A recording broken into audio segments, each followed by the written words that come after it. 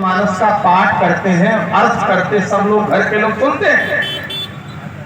श्री विश्वामित्र जी महाराज कथा कहने लगे। ध्यान देना, कितनी देर तक कथा हुई? कहत कथा इतिहास पुरानी, रुचिर रजनी जुग जाम शिरा। आधी रात तक कथा हुई। आधी रात के बाद श्री विश्वामित्र जी महाराज ने विश्राम प्रारंभ किया तो श्री राम जी लक्ष्मण जी ने चरण दबाना था। मुनि बर शयन कील तब जाई, लगे चरण चापन दो भाई। श्री गुरु जी विश्राम कर रहे हैं और राम जी लक्ष्मण जी गुरु जी के चरण दबा रहे हैं। ध्यान से सुनना सिवान नगर के पावन श्रोताओं, विश्वामित्र इस धरती के इंसान हैं और राम जी साक्षात भगवान है। लेकिन आज भगवान इंसान का पांव दबा रहा। बोलो भाई, हाँ करो या ना करो, पंचायती राज हम क्या बिगाड़ लेंगे आपका? थोड़ा बोलते रहो। उमा भारती का खेमा भी बोला करे थोड़ा। विश्वामित्र इस धरती के इंसान है और राम जी भगवान है। आज भगवान इंसान का पांव दबा रहा है। मैं तो हाथ जोड़ के कहता हूं सिवान के श्रोताओं, आप भी विश्वामित्र जैसे इंसान बन के देखो, भगवान आपका पांव दबाने के लिए आपके घर में आ जाएगा। आप बन के तो देखो महाराज। पूज्य श्री विनीत जी महाराज ने राम जी के लिए बड़ा प्यारा छंद लिखा। मानो या न मानो मन से तो राम मानते हो, चाहते हो मेरा पुत्र हो तो रामचंद्र शाह। ईमानदारी से हृदय पे हाथ रख के विचार करना भैया। नास्तिक से नास्तिक व्यक्ति हो तो भगवान को गालियां देता हो, ऐसा व्यक्ति भी कभी भगवान के मंदिर के सामने से गुजरेगा तो ये कहेगा, ठाकुर जी मुझे बेटा देना तो राम जैसा देना। कभी किसी ने कहा रावण जैसा बेटा देना? बोलो भाई, किस वाले करे हाँ? किसी ने नहीं कहा। रावण जैसा बेटा देना किसी ने नहीं कहा। नास्तिक से नास्तिक में चलन कर सकता हूं बात को, जो राम के लिए काल्पनिक है कि राम कोई कल्पना है, ऐसा व्यक्ति भी अकेले में भगवान से कहता है नाथ बेटा देना तो राम जैसा देना। चाहते हो मेरा पुत्र हो तो रामचंद्र शाह, और शिष्य रामचंद्र शाह। शिष्य हो तो राम जैसा हो, भविष्य रामचंद्र शाह। भविष्य हो तो भगवान राम जैसा हो। लाखों वर्ष हो जाने के बाद राम रूपी सूर्य चमक रहा है, न कभी अस्त हुआ है न कभी अस्त होगा। राम कथाएं होती रहे। वो मर गए जो राम जी के व्यक्तित्व पर प्रश्न चिन्ह लगाते थे, राम आज भी सामने है। और मैं तो हाथ जोड़ के कहता हूं, किसी भी पार्टी का 2 पैसे का सिपाही नहीं हूं, न मेरी आदत है किसी का समर्थन करना। लेकिन एक हिंदू होने के नाते कहता हूं कि मुझे गर्व है कि मुझे राम जैसे भगवान मिले। बजाओ ताली का। मुझे गर्व है कि भारत जैसा देश मिला। मुझे गर्व है कि हिंदू जैसा धर्म, और मुझे गर्व है कि राम जैसा मुझे देवता मिला। वो दिन दूर नहीं, 14 जनवरी 2024 के बाद ध्यान से सुनना। अभी तक इस देश की पहचान ताजमहल के नाम से पूरी दुनिया में होती थी, लेकिन 14 जनवरी 2024 के बाद इस देश की पहचान अयोध्या के राम मंदिर के नाम से दुनिया में हुई। अभी जब दुनिया में किसी देश में घूमने जाओगे तो लोग कहेंगे किस देश से आए हो, भारतवर्ष से आया हो। उस भारतवर्ष से आए हो जहां राम लला मंदिर विराजमान है महाराज, जहां राम जी विराजमान। ये गर्व है, ये राम जी का पावन भविष्य है। शिष्य रामचंद्र शाह, भविष्य रामचंद्र शाह, भाई यही चाहता हो भाई रामचंद्र शाह। प्रत्येक भाई चाहता है भाई हो तो राम जैसा हो, जो अपने छोटे भाई की खुशी के लिए पत्ते की लंगोटी लगा के जंगल चला जाए। भैया ये काम तो केवल भगवान राम कर सकते हैं। किसी ने कहा राम आज राजगद्दी सुना के तुम्हें वनवास दे दिया गया, कैसा लगा? भारतीय वसुंधरा के पावन पुंडरीक संस्कृति के उन्नायक महामानव भगवान श्री राम भक्त ने कहा भैया 27 वर्ष की उम्र में जितनी प्रसन्नता मुझे आज मिली आज तक कभी नहीं मिली।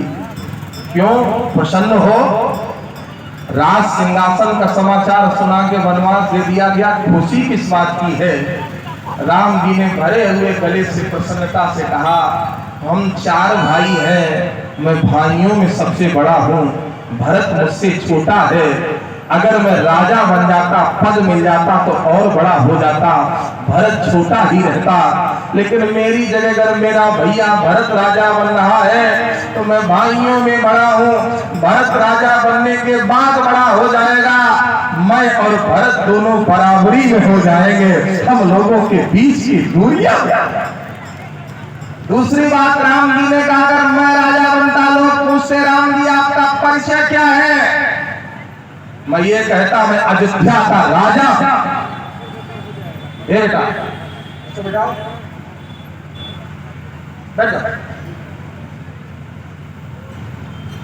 राम जी ने कहा अगर मैं राजा बनता लोग पूछते राम जी आपका परिचय क्या है?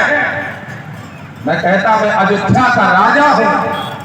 लेकिन अगर मेरी जगह मेरा भैया भरत राजा बन रहा है, लोग पूछेंगे राम जी आपका परिचय क्या है? तो मैं ये नहीं कहूंगा कि मैं अयोध्या का राजा हूं, बल्कि मैं ये कहूंगा भैया मैं अयोध्या का राजा नहीं हूं, मैं तो अयोध्या के राजा का बड़ा भाई हूं। मुझे राजा बनने में इतनी प्रसन्नता नहीं जितनी प्रसन्नता बड़ा भाई होने में। भाई यही चाहता हो भाई रामचंद्र शाह, पति चाहता है पत्नी हो सती सीता सी।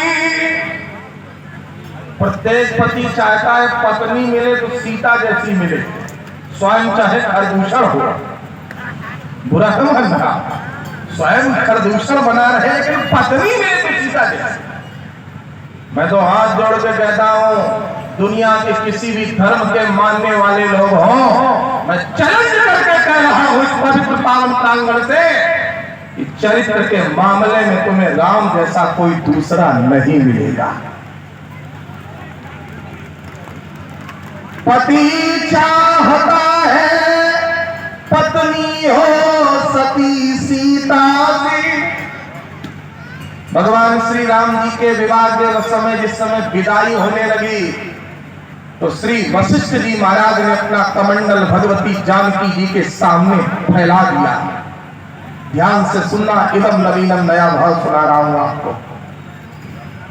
जानकी जी ने कहा गुरुदेव क्या कहना चाहते? वशिष्ठ जी ने कहा मैं क्षात्र वंश का कुल पुरोहित हूं। ये वशिष्ठ तुमसे अब भीख मांग रहा है, मेरे कमंडल में भीख डाल। जानकी जी के कमल जैसे नेत्र भर आए। गुरुदेव आप भीख मत मांगो, आदेश करो। श्री वशिष्ठ जी ने कहा नहीं बेटी मैं भीख मांग रहा। कौन सी भीख? वशिष्ठ जी ने कहा मैं त्रिकालदर्शी हूं, मैं देख रहा हूं आगे आने वाला समय कितना कठोर होगा। लीला के क्रम में राम जी तुम्हारा परित्याग करेंगे तो मेरे कमंडल में भीख डाल दो। क्षमामि क्षमामि क्षमामि। जब राम जी तुम्हारा परित्याग करें सीते, तो तुम क्रोध न करना, केवल रघुवंशियों को क्षमा कर देना, क्षमा करने की देना। अगर तुमने कहीं क्रोध कर दिया तो रघुवंशी जल के राख। पूरी मानस पढ़ लो मां बहन बेटियों। श्री सीता जी ने कभी राम जी को पलट के, राम जी के परिवार को पलट के जवाब तक नहीं। इसी पावन धरती के बड़े महापुरुष हुए बिहार के बक्सर के पूज्यपाद श्रीमन नारायण दास भक्तिमाली मामा जी, वो कहा करते थे अयोध्या के रामायण मेले में जाके मंच से खड़े हो गए, अरे अयोध्या वासियों, तुमने मेरी बहन को पहनने के लिए साड़ी तक नहीं दी, पेड़ की छाल का वस्त्र बना के पहन के भेजा था। और पूज्य श्री मामा जी कहा करते थे, अयोध्या वालों, अगर मेरी बहन ने वनवास के समय अपने पिता जनक के यहाँ का दिया हुआ दहेज बंटवा लिया होता दशरथ जी से, तो दशरथ जी की आंखों के सामने अयोध्या जैसे सैकड़ों नगरों का निर्माण हो जाता। महाराज, इतना दहेज दिया था जनक जी। पूरी मानस में जानकी जी बोली ही नहीं। पति चाहता है पत्नी हो सती सीता सी, और पत्नी चाहती है पति हो तो रामचंद्र सा, पति हो तो राम जैसा हो, जो केवल मेरे लिए पति हो, दुनिया की अन्य देवियों के लिए भाई, बेटा और पिता। रावण वध के उपरांत जब राम जी राजा बने तो वशिष्ठ जी ने कहा, राम, तुम्हारे पूर्वजों ने कई कई यज्ञ किए हैं, तुम यज्ञ करो। राम जी ने यज्ञ की तैयारी की। गुरु जी ने आकर कहा धीरे से, राम, यज्ञ में यजमान सपत्नीक बैठता है, पत्नी सहित बैठता है, तुम एक काम करो, सीता नहीं है, तुम दूसरा विवाह करो। यदि जीवित हो जानकी कहीं, तो उनको बुला लिया जाए, अथवा करने को यज्ञ पूर्ण दूसरा विवाह किया जाए। राम जी ने कानों में उंगलियां डालनी, गुरुदेव, विवाह करने की बात छोड़ो, मैं विवाह की बात सुन भी नहीं सकता। गुरु जी ने कहा क्यों? राम जी ने कहा, चाहे यूं ही रह जाए यज्ञ, आमंत्रित मंडल फिर जाए, चाहे सूरज कुल का सूरज अपमान निशा में घिर जाए, इतना विफल होने पर भी सेवक गुमराह नहीं होगा। इस राघव का अब जीवन में दूसरा विवाह नहीं होगा। गुरुदेव, विवाह करने की बात छोड़ो, विवाह की बात सुन भी नहीं सकता। गुरु जी ने कहा क्यों? राम जी ने कहा, गुरुदेव, सीता को छोड़ के संसार की जितनी स्त्रियां हैं, इस राम के लिए माता कौशल्या के समान है, मैं विवाह की बात सुन भी नहीं सकता। अरे महाराज, ये बात छोड़ दो, आज शाम का उतारो ने तो कलम तोड़ दो। कुछ दिन बाद में तो प्रभु की ने गुफानी जी ने लिखा, भगवान ने कई यज्ञ किए, और प्रत्येक यज्ञ में सीता जी की सोने की प्रतिमा, सोने की मूर्ति बनाई गई। ध्यान से सुना जाता है। वेद पाठी ब्राह्मणों ने उस मूर्ति के अंदर प्राण फूके, और सारी मूर्तियां अंतापुर में रखी हैं, तलघर में। एक दिन राम जी तलघर में पहुंच गए, अंतापुर में। उन मूर्तियों के सामने जब रघुनंदन पहुंचे तो रोने लगे। सीते, कहाँ हो तुम? तुम्हारे बिना मेरा जीवन वियोगी हो गया, मैं बैरागी हो गया। वेद पाठी आचार्यों ने मूर्तियों के अंदर प्राण फूके थे, मूर्तियां जागृत हो गई। उन मूर्तियों से आवाज आने लगी, प्रभु, मैं आपकी सीता हूँ, मेरे समीप आओ, मेरा आलिंगन करो, मुझे गले से लगाओ। राम जी ने कहा, कदापि नहीं। उन मूर्तियों ने कहा, क्यों प्रभु, मेरे समीप क्यों नहीं आओगे? श्री राम जी ने कहा, मूर्तियों, ये राम इस जीवन में असली सीता को छोड़कर सीता की मूर्ति को भी स्वीकार नहीं करेगा। ये राम जी का पावन चरित्र है। पति चाहता है पत्नी हो सती सीता सी, पत्नी चाहती है पति हो तो रामचंद्र सा, और मित्र रामचंद्र सा, मित्र हो तो राम जैसा। किसी ने कहा प्रभु लक्ष्मण जी की शक्ति के समय लक्ष्मण इस समय मूर्छित है, मान लो लक्ष्मण समाप्त हो गए, वीर गति को प्राप्त हो गए, तो विभीषण को दिए हुए वचन का क्या होगा? राजा कैसे बनाओगे लंका का विभीषण का? तो राम जी ने कहा रघुवंशी क्षत्रिय अपने वचन का पालन करना जानते, कैसे पालन करोगे? राम जी ने कहा अगर लक्ष्मण वीर गति को प्राप्त हो गया तो मैं विभीषण को अयोध्या का राजा बना दूंगा, हम चारों भाई लंगोटी लगा के जीवन जंगल में गुजार देंगे, लेकिन अपने वचन की रक्षा करेंगे, वचन तोड़ने। मित्र रामचंद्र सा, शत्रु रामचंद्र, दुश्मन हो तो राम जैसा होगा। इससे ज्यादा क्या होगा? दुश्मन भी हो तो राम जैसा हो। और अंत में प्रजा यही चाहती हो राज रामचंद्र सा, बोलो राजा रामचंद्र की। जिस समय चुनाव आते हैं, ध्यान से सुना जरा, तो जो लोग राम जी को नहीं मानते हैं वो भी कहते हैं हमारी सरकार बनाओगे तो हम राम राज लाएंगे। बोलो भाई, किसी पार्टी का नाम नहीं लूंगा, केरला के लोग हो चाहे बंगाल के लोग हो, सब चिल्ला चिल्ला के रैलियों में कहते अगर हमारी सरकार बनाओगे तो हम राम राज्य लाएंगे।